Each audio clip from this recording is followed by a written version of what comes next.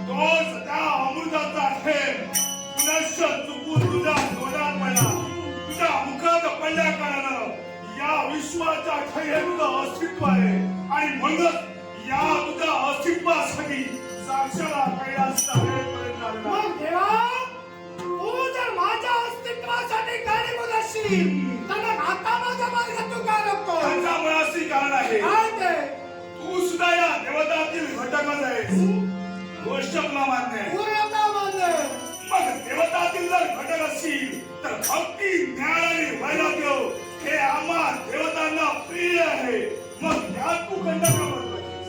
मी सुद्धा देवतातील घटकच आहे. हे कसं तुमचं म्हणणं आहे?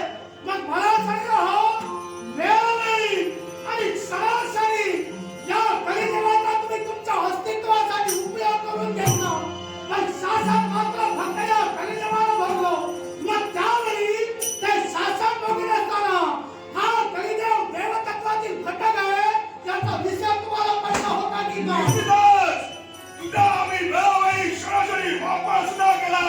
पण या विश्वाच्या ठाई धर्म आणि अधर्म हे दोन घटक आहे. विश्वाच्या ठाई आम्ही तुझा जो वापर केला तो या धर्मासाठी आणि विश्वाचा स्थैर्य राखण्यासाठीच केला आहे. मग आतापर्यंत देवतत्वाच्या धर्मासाठी छतन असेल, मग मी सुद्धा देवतातील घटकच आहे. मग मीच फक्त अधर्मासाठी झटतोय.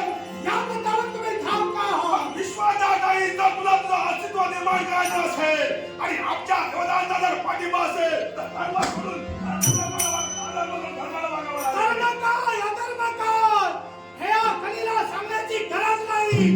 तुमच्या मते कली जर अधर्माला वागत असेल तर ठीक, कली अधर्माला वागतोय. पण या विश्वात तुमच्या भक्तांनी अधर्म करू नये यासाठी तुम्ही प्रयत्न करा. मग हे कैलावा तुला यावं या कैलास सितारे आव्हान करतोय.